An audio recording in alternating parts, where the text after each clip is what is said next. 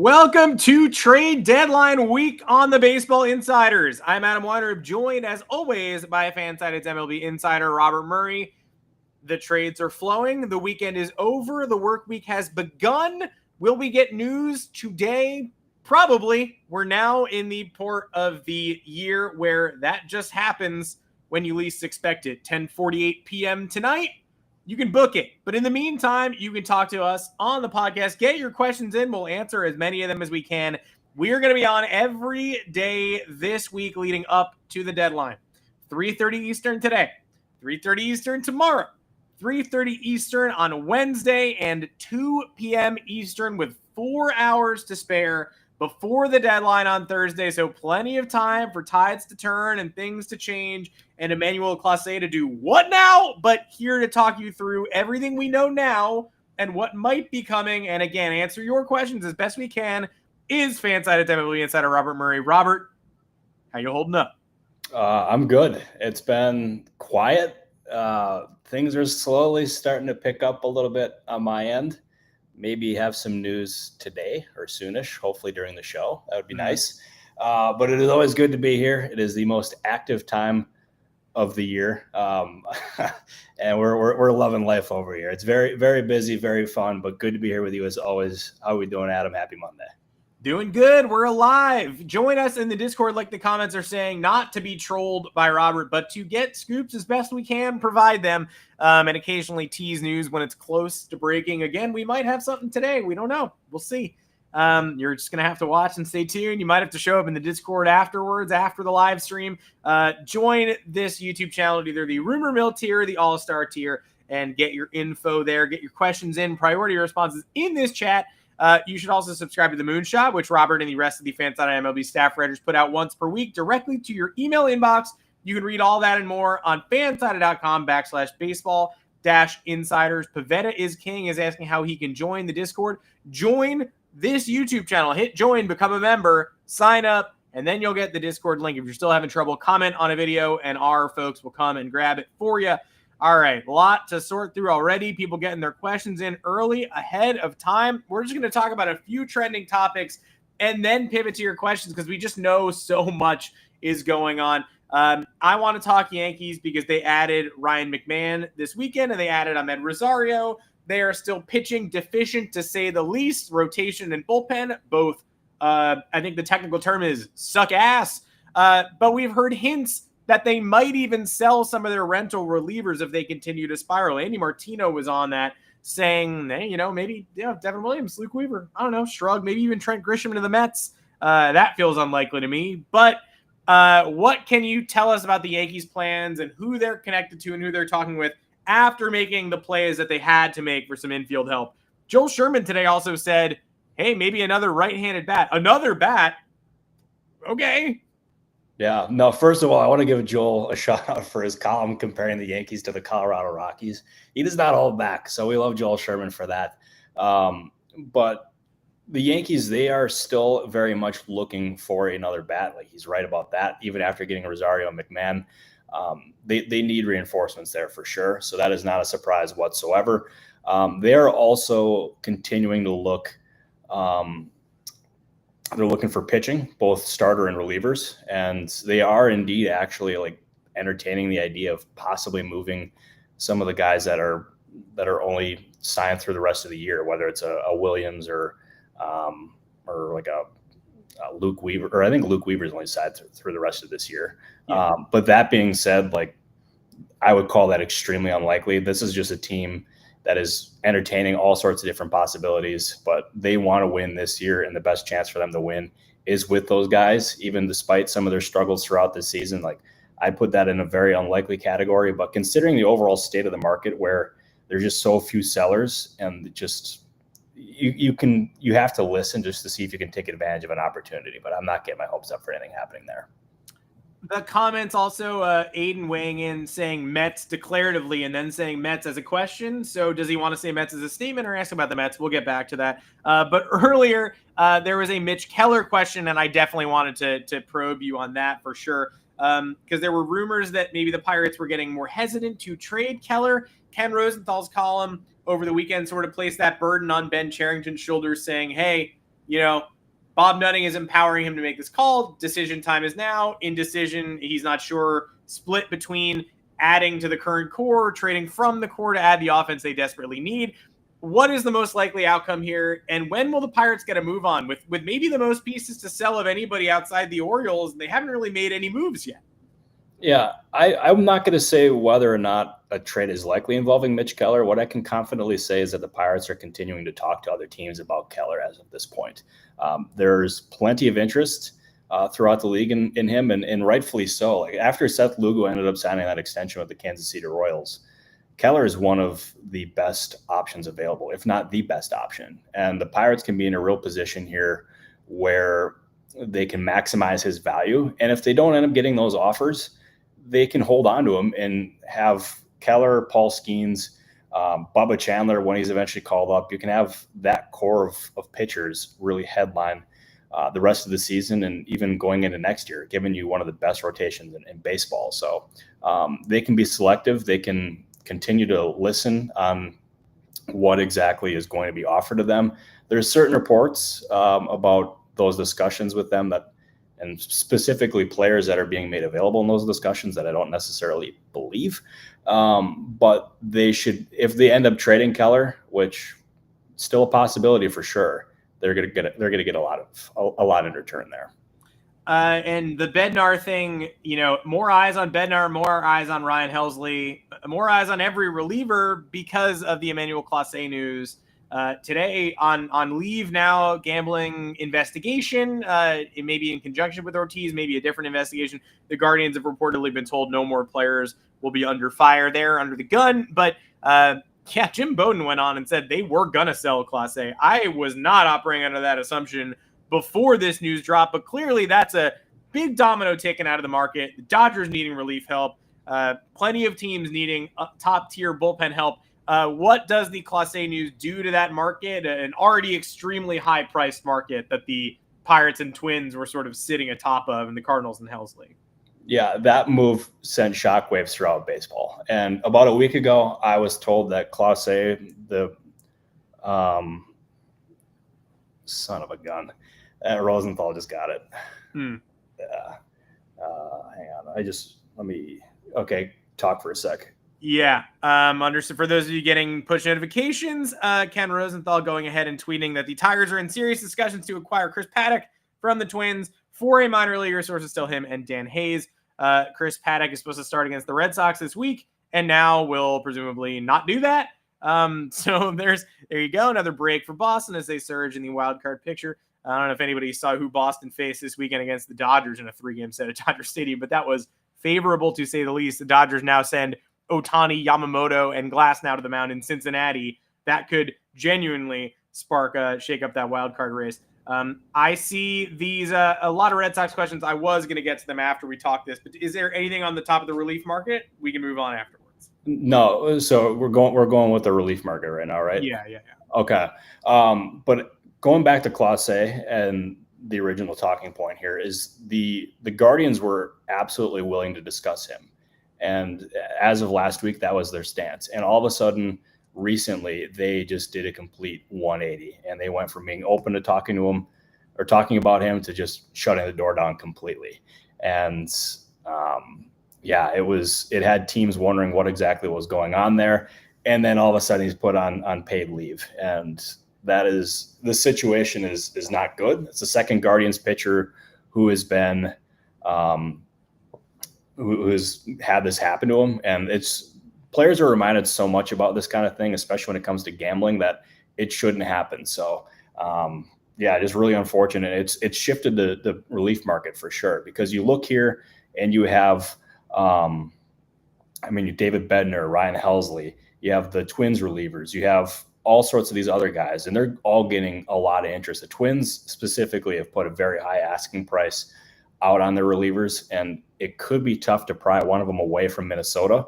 But that being said, David Bednar, his price isn't overly it's a lot for sure, but it's also reasonable at the same time. So I think he's got a fair chance of going in Pittsburgh, but the relief market is going to be very hot in the coming days and coming weeks. And it's probably going to be the most active market of all in terms of this. So we'll see, but I expect at least a couple of those guys to be traded for sure.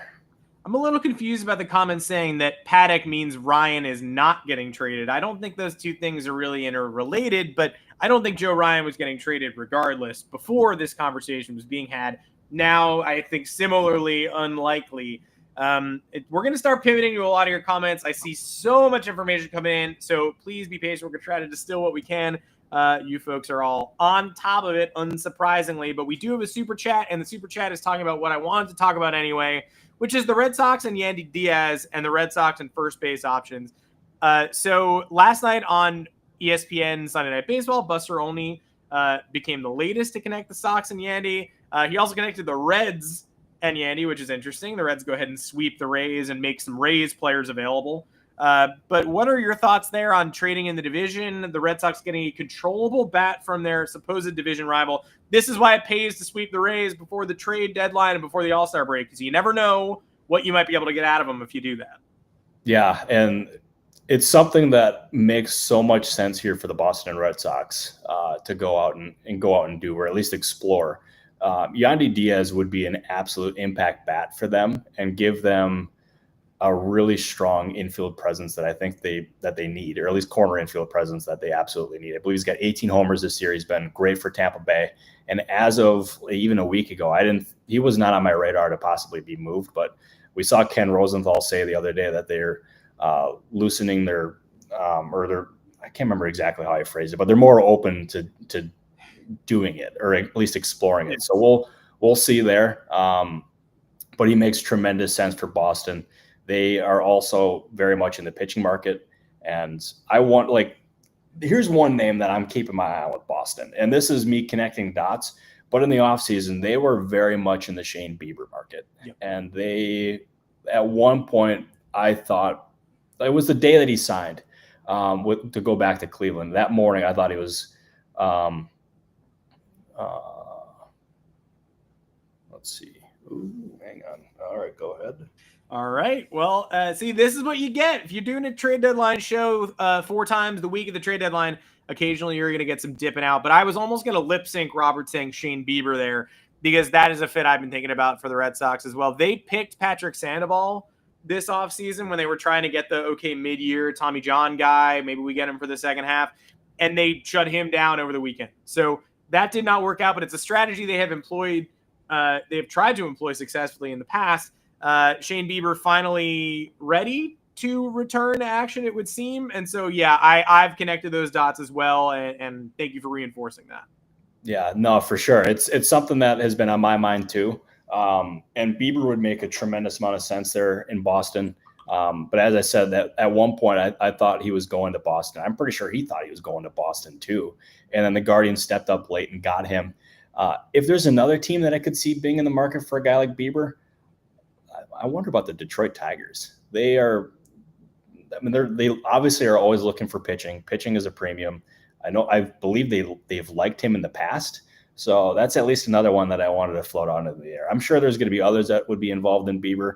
But I thought it was noteworthy that ESPN had him as a 50% chance of getting traded. At least if I'm remembering that correctly. Mm-hmm. So yeah, that is a name I'm watching. Those are the two teams among many that I'm watching there for Bieber. Let's go to some White Sox updates, because I think Luis Robert Jr. has been discussed a lot today, especially connected to Mark Vientos of the Mets. Yes, Aiden Klee, we are talking Mets. Mets period, Mets question mark, both of them. Finally, we might be on the verge of Robert having the kind of value that will tempt the White Sox into making a move. I've heard Phillies connected to him as well. But yeah, the Vientos connection, which seems a little strong from the Mets side, has sort of leaked out today. So thoughts on the White Sox and the Luis Robert Jr. market, as well as the Mets' perceived interest there?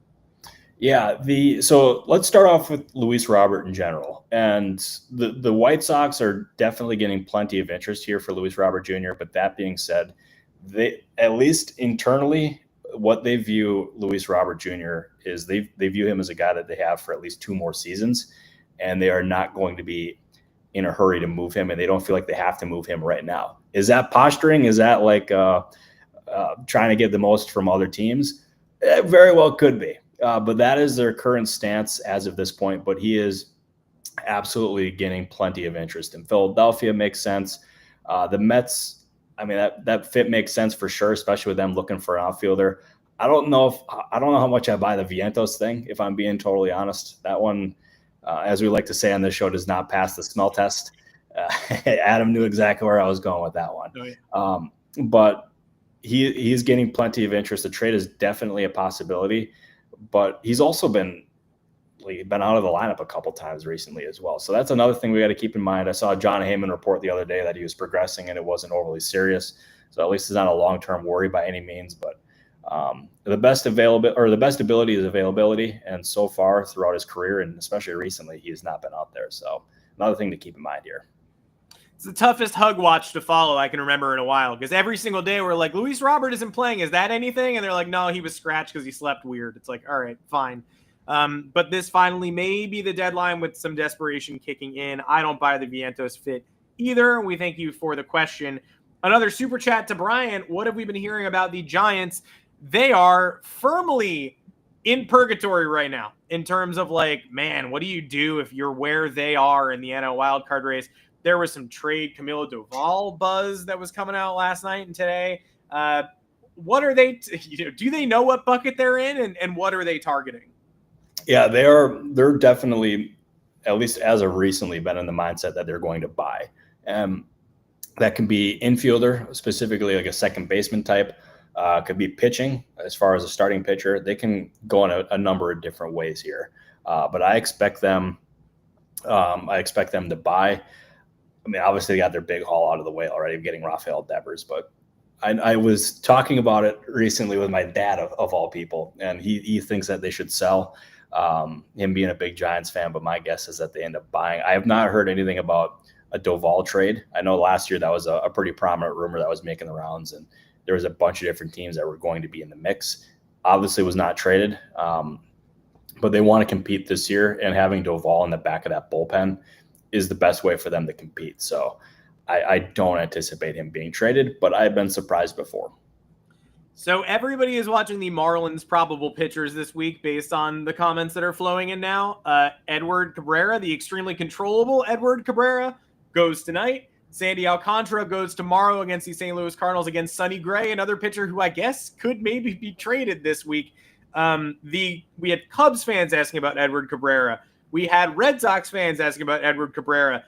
What are you hearing on that market, particularly? The Marlins have so many pieces. The Marlins are also near 500 and good. Yeah, the Marlins have been on a surge recently. And I asked some people around the league, I'm like, could they actually like hold pat or stand pat and maybe even add? And the response was no. So the Cinderella run is great. It's like it's given them hope for sure. But my sense in talking to people around baseball is that the Marlins are going to continue to listen on Cabrera and Sandy Alcantara. That being said, I would be very, very surprised if they were moved in the next 24 hours. My read on the situation is that the asking price on both players is quite a bit. And it probably is a case where it'll come down to the last day. And so I'm not looking at anything imminent there by any means for the Marlins, but they hold some significant trade pieces here as far as rotation arms go, but nothing is imminent there. I will give you one name to watch here when it comes to Miami. Nick Fortes, I believe I'm pronouncing his name correctly. He's a catcher who's had his playing time dwindle, and I would not be surprised in the slightest if he's moved in the next few days. I wouldn't be surprised if they had a couple deals at least go across the finish line here in the next day or two. But he is a name that I've heard quite a bit, and I would not be surprised whatsoever if Fortes has moved before too long. Nick Fortes, the most confusing name in baseball to me because I went to high school with a guy named Nick Fortes. J Fish 500, talk about the best team in the league. We just talked about the Marlins, so done. Check that one off the list. Jake Wood wants to know about the Cardinals' available relievers. I mean, I know it goes deeper than Helsley and JoJo Romero. We talked about the relief market a little bit earlier in the episode, but I do want to loop the Cardinals back in because of the Brendan Donovan stuff that heated up a little bit over the weekend. I've seen Donovan and the Dodgers. I've seen the Yankees would be interested in Donovan. Who wouldn't be? I mean, Is that realistic? Is that something we should actually be tracking as the deadline approaches?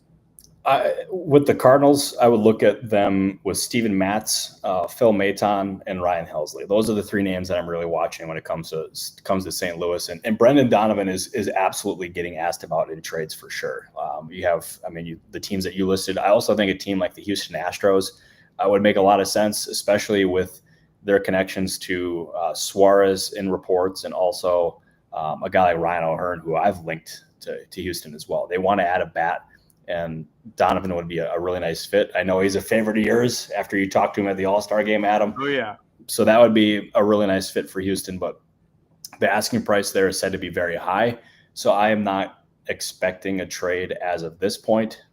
Obviously, things can change, especially with deadlines spurring action, but I don't believe that the deadline will lead to a trade there. But again, I could be wrong. Yeah, he's a favorite of mine. Of course, if he goes to the Astros, he is dead to me, but appreciate the question, of course. Daniel Fanone and Jay Fish and Brett Roshan want us to talk about the Blue Jays, which we definitely should, because they do have they went ahead and went into Detroit and showed them, gave them their business, took 3 out of 4, won the Tarek Skubal game. Can't really ask for more. They are on fire and always aggressive. So what are they targeting ahead of this all-important deadline as the best team in baseball?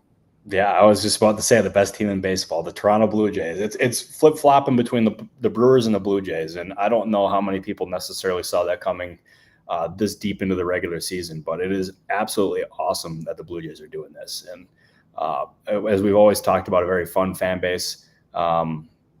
And I'm glad they're finally getting rewarded for what they've had to all go through within the last couple of years. But they are a team that I believe should absolutely be aggressive in trying to upgrade the roster here.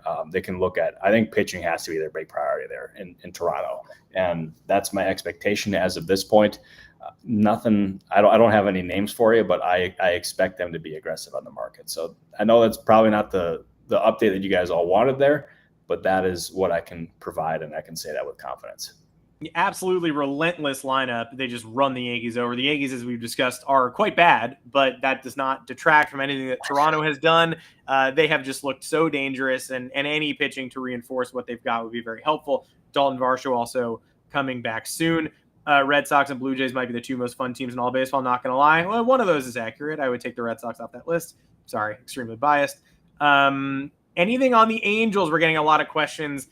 Please tell me Artie is going to be smart, from Jacob Hanratty. Obviously, we can never guarantee you that Artie is going to be smart, but what is the latest intel coming out of Anaheim? And Kenley Jansen, also another guy who has gained value in the last 24 hours. Yeah, the Angels, they are indeed listening on their rental options. That is something that they are absolutely willing to listen on for sure. I don't expect them to move anybody sign long-term by any means. So I don't know what that would necessarily mean for a guy like Taylor Ward or Joe Adell.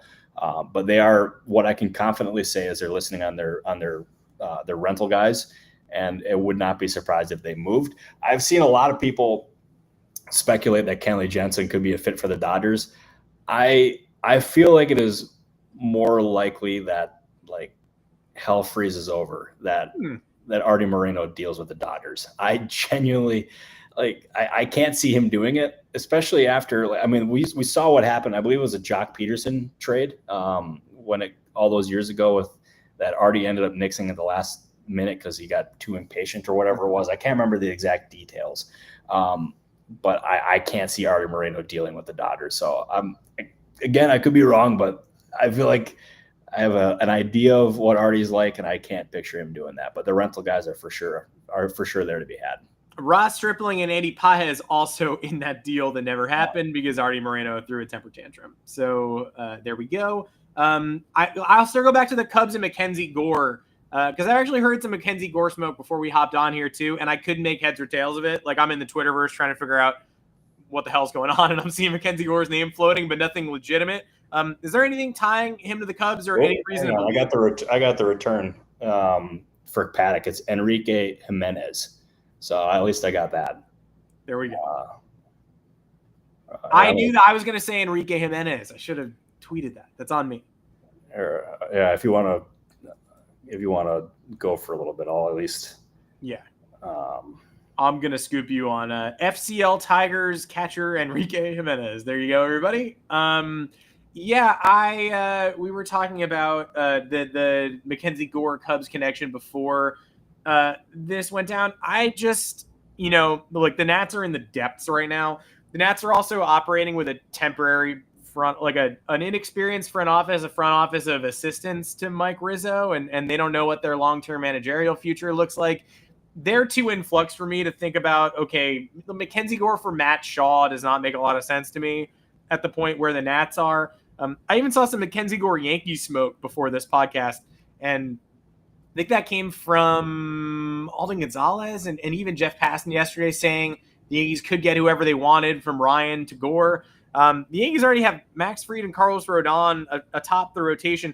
What they need is a righty complement. Like, I wouldn't pay crazy prices for Mackenzie Gore right now when they could bring in somebody like a Dylan Cease, who I've seen mentioned in the comments here, and is a rental and technically does not fit the Yankees 2026 contention timeline and is also a Scott Boras client, but wouldn't be a bad fit for a team that's trying to figure out how to do a lot of things at the same time, including not absolutely bleed all the time whenever you bring any pitcher to the mound. So I would say the Cease smoke makes more sense for the Yankees to me than the Gore stuff does. But I will toss it to Robert when ready about Mackenzie Gore's market, if it exists. And then the Yankees and Cease, every time I try to come up with a Cease trade package, it feels way too light, but also 2 months of a guy with an ERA in the high fours that we all know can be better. But still, I don't know. It's hard to figure that out for a team in the Padres also that's contending. No, exactly. Yeah. This is deadline season. It's fun. I'm trying to respond to text during the show here. So I appreciate you putting up with me, Adam. But starting off with Mackenzie Gore, the Nationals, I would be stunned if they moved him right now. You have an interim GM in place, and you just, in my eyes, you build around him, you build around that young core. Obviously, they'll listen for sure because that's what good teams do. And yeah, the Cubs like him a lot, but then again, like, what team doesn't like him? So I'd be really surprised if a guy like Mackenzie Gore is ultimately traded. That being said, going to Dylan Cease here, the Padres have listened on him for quite a while. And this is nothing new. That's just how they operate in San Diego. And it's something that Preller does. He's listened on Dylan Cease. He's listened on Robert Suarez. He's listened on a lot of different guys. Does that mean he's going to trade them? No. But what I was told the other day was that a Dylan Cease trade is a long shot. So I'm not getting my hopes up there for that to happen. I've also had it refuted. I don't believe it's accurate at all that he was offered along with Salas for Jarren Duran in Boston. I know that was a rumor that was floating around there quite a bit, but I've gotten a couple different denials on that. So take that for what it's worth. But again, I'm not expecting a Cease trade at this point.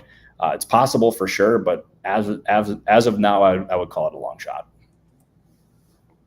And also, I see Techno Mario. What's up, Techno Mario?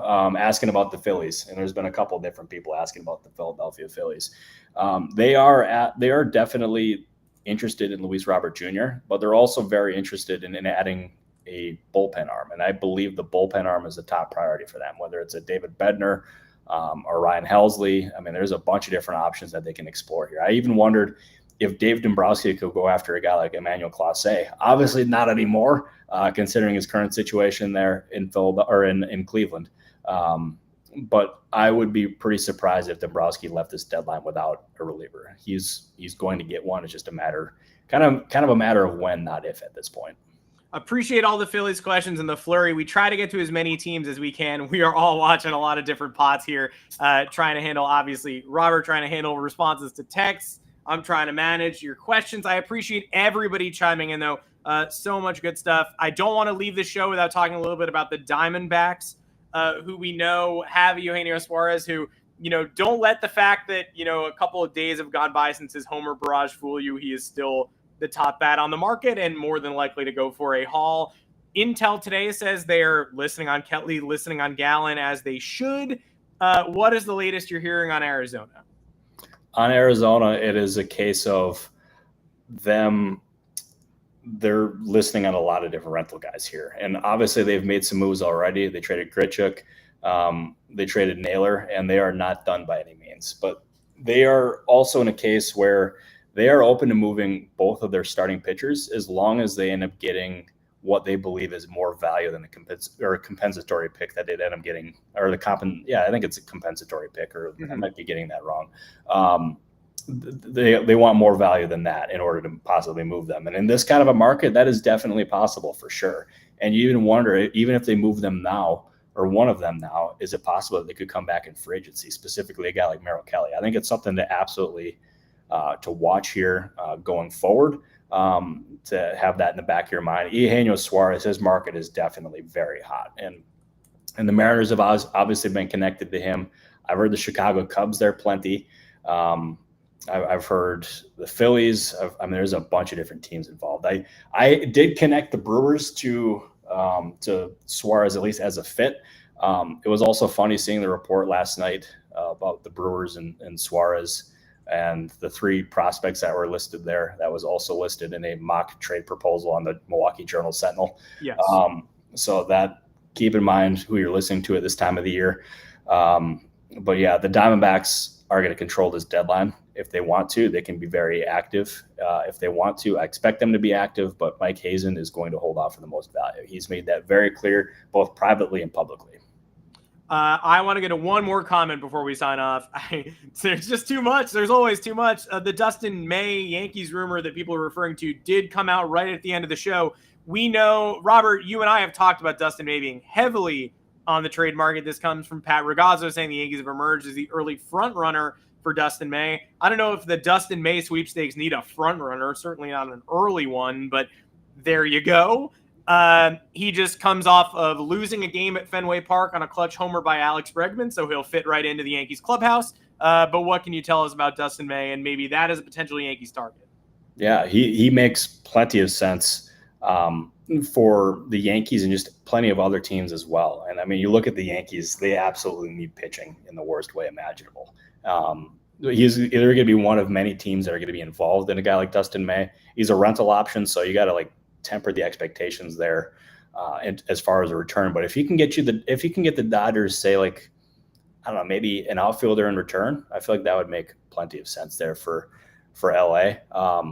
But I don't think it's a guarantee that he's traded by any means, but a change of scenery there could be a very good thing for both sides, I think. He has subtracted WAR this season, so he'll fit right in alongside Marcus Stroman. Okay, one final team. A lot of people asking Padres before we sign off. So I got to ask for the latest Padres intel. Every trade deadline story, it seems to, We might have something here. Cubs related. Jed Hoyer extended? Excuse me? Is that a thing? Is that a thing coming from where? That is coming from Sahadev Sharma. Cubs have agreed to a multi-year extension with Jed Hoyer. That's crazy. I did not expect that. No better time to do that than 3 days before the trade deadline. Does that empower Jed? I mean, it's a lot. It's a show of faith. Randy Dobnak is going to Detroit as well. In the Paddock deal? Yeah. Oops. I tweeted that it was the full trade. Whoopsie daisies. Good job by Jeff Passan who got that one. Former Uber driver. Another former Uber driver in the bigs and Randy Dobnak. Yeah, let's see here. I'm going to try to confirm that from Sahadev. But no, that's crazy. I did not expect that as far as the Cubs extending Jed Hoyer. But no, that's very interesting timing, to say the least. Yeah, I don't know what we were talking about necessarily there. I just wanted Padres thoughts before we sign off. But again, everybody, we thank you for taking your time today. It's a hectic stream. You got people on Twitter asking Grok to summarize it for them. And then I told one guy not to do that. And then that guy asked Grok for my home address. So it's a dangerous game out there. Trade deadline season. Be careful out there. But we appreciate everybody joining us. We try to get you as much info as we can. And I was going to end on the Padres because we have so many Padres fans. And Preller is such a classic trade deadline character. No, he loves the trade deadline. AJ Preller does. And he's been probably the most aggressive GM as far as trade conversations go. And that's just what he does. And I would not be surprised if he was involved Emmanuel Clase, just knowing how he is and how he's wanted some pitching for sure. But I expect them to add at least another bat, maybe whether it's outfield or catcher or maybe both. Adding to the bullpen, I think would be something that he'd be open to as well, or even the rotation. Like, he's open to a lot of different things. I did not get the sense that he is that they're in a hurry necessarily to like shed the bullpen depth by any means. So I don't know what that means for a guy like oh boy. Yeah. Let's see. Go ahead, Adam. Go ahead. Well, I think now is probably the time to sign off. We've been on for 36 minutes. It's been a great time. We will see everybody again tomorrow at 3:30 with even more to talk about. Get your questions locked and loaded. A reasonable pace. We are happy to answer them. And reminder that after the trade deadline is over this weekend, August 2nd and August 3rd, Robert Murray and I will be at the National Card Show in Chicago, in Rosemont, Illinois, specifically, Donald E. Stevens Convention Center, doing 2 live shows, wrapping up the deadline. Great guests. We will be, live twice, 10 a.m. Central, both days. Those shows will be available on the YouTube channel afterward. But if you want to see them live, the only place you can do it is at the National Card Show. We'll be doing a lot of interviews, a lot of card-related content, memorabilia deals. So we can't wait for that. We hope we see some of you. People are telling me not to sign off and wait for Robert. Folks, I'm signing off because he's got business to handle. I would wait for him if he had something to give me right now. Although if he wants to give me something right now, he could. I've got nothing to confidently say yet. But no, it's so funny. The entire day, my phone is like, it's active for sure. Then the podcast happens and all of a sudden just like, whoosh. But no, like, I mean, no, Robert Suarez is not getting traded. How are you guys speculating that? No, that Suarez is not. I didn't get the sense that the Padres are trying to trade from their bullpen depth, is what I'm trying to say. So no, I'm not expecting a Suarez trade. It's not impossible, but I'm not expecting it right now. The opposite of that, but we appreciate the concern as always and the scrambling. We will see everybody right back here at 3:30 Eastern tomorrow for another edition with more to spill. For Robert Murray, I'm Adam Weinrib. Take care, everybody. Thank you, everybody.